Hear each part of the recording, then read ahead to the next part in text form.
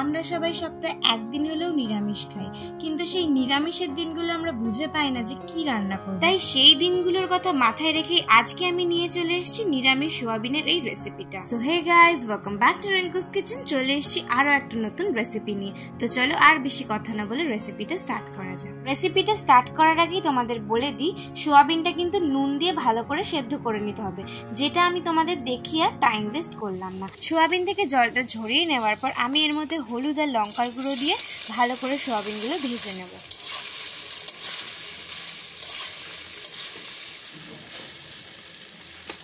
তেলের সাথে সোয়াবিনটা ভালো করে মিশিয়ে নেওয়ার পর আমি এর মধ্যে সামান্য পরিমাণে লবণ দিয়ে সোয়াবিনটাকে ভেজে নামিয়ে নেব।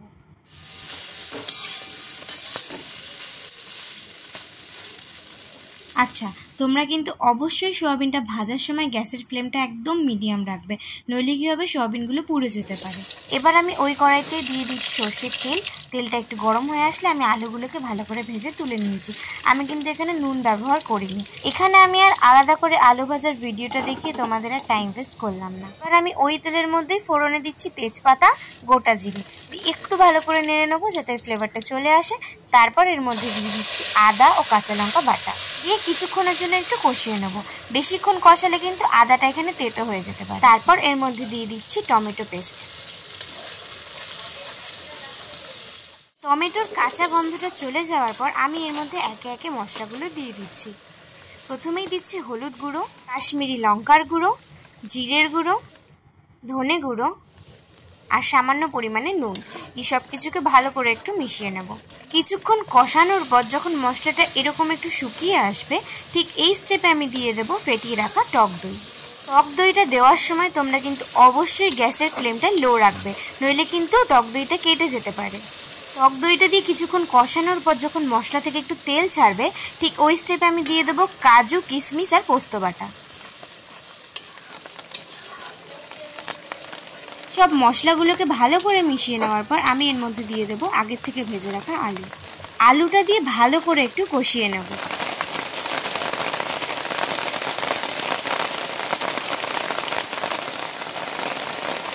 ঠিক এই ফাঁকেই তোমাদের একটু ভিউটা দেখিয়ে দিই। জাস্ট ভাবুন তো, এরকম একটা সুন্দর ওয়েদার, তার সাথে নিরামিষ সোয়াবিন আর রুমালি রুটি, জাস্ট পারফেক্ট।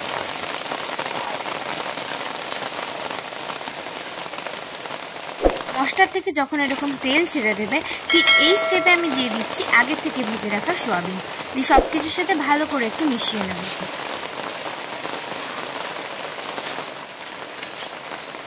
সোয়াবিনটা মশলার সাথে ভালো করে মিশিয়ে নেওয়ার পর আমি এর মধ্যে দিয়ে দেবো সামান্য পরিমাণে জল।